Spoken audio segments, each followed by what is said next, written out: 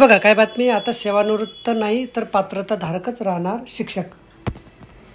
राज्यातील 20 आणि 20पेक्षा कमी पटसंख्या शाळांवर सेवानिवृत्त शिक्षक B.Ed, D.Ed पात्रताधारकांची नियुक्ती कंत्राटी तत्त्वावर करण्याचा निर्णय शालेय शिक्षण विभागाने घेतला होता।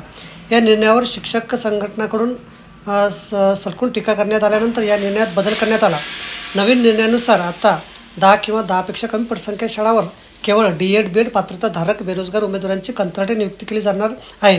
त्यामुळे बेरोजगार युवकांना काहीसा दिलासा मिळाला आहे। स्थानिक स्वराज्य संस्था शाळांमधील 20 किंवा 20पेक्षा कमी पटसंख्येच्या शाळांसाठी मंजूर असलेल्या 2 शिक्षकापैकी एक शिक्षक सेवानिवृत्त D.Ed, B.Ed पात्रताधारक बेरोजगार शिक्षकांची कंत्राटी पद्धतीने नेमणूक करण्याचा निर्णय 5 सप्टेंबर रोजी झाला। शालेय शिक्षण विभागाने असा निर्णय घेतला होता। शिक्षक दिनीच घेतलेल्या निर्णयाविरोधात शिक्षण क्षेत्रातून शिक्षक संघटना शिक्षक भरतीच्या परीक्षेत असलेल्या पात्रधारकाकडून टीकेची झोड उठवली होती। त्यानंतर शालेय शिक्षण विभागाने 23 सप्टेंबरला या निर्णयात बंद केला।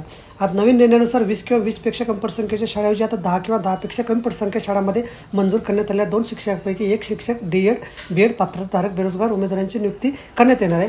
त्यामुळे सेवानिवृत्त शिक्षकांना आता वगळण्यात आलं आहे। सुधारित निर्णयामुळे रोजगाराची संधी उपलब्ध होणार आहे आणि आता या शिक्षकांना 15,000 रुपयाचं मानधन मिळणार आहे।